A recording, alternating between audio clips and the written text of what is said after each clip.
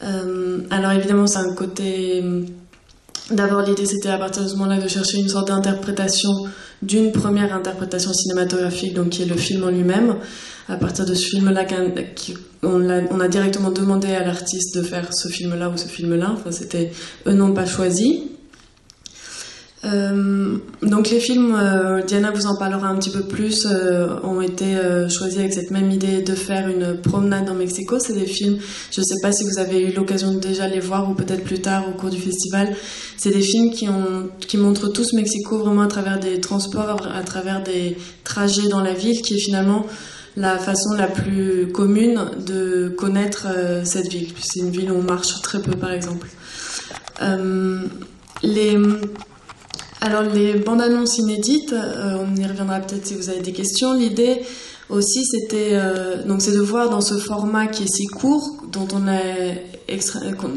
qui est très commun, dont on a beaucoup l'habitude, mais de finalement voir dans ce format très court quelque chose si on avait les possibilités de lui donner une ampleur un petit peu plus grande que la fonction commerciale qu'il a en général en début de film.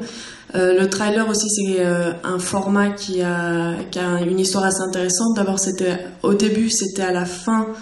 Donc, quand le trailer est né, plutôt, la bande-annonce est née, on l'utilisait à la fin de la projection pour faire sortir les gens, puisque les gens venaient au cinéma et restaient. Donc, d'où le nom en anglais trailer. C'est comme ça que c'est né. Ensuite, il est passé en début de film. Nous, ce qu'on a, et pour continuer un tout petit peu sur l'histoire maintenant très contemporaine, c'est quelque chose qui m'a particulièrement intéressée parce qu'on le retrouve énormément sur Internet. Et donc c'est aussi un moyen d'utiliser le médium de la vidéo d'une façon qui n'est pas considérée comme artistique en général. Et pourtant, des gens comme Hitchcock ou d'autres grandes personnalités du cinéma l'ont vraiment travaillé.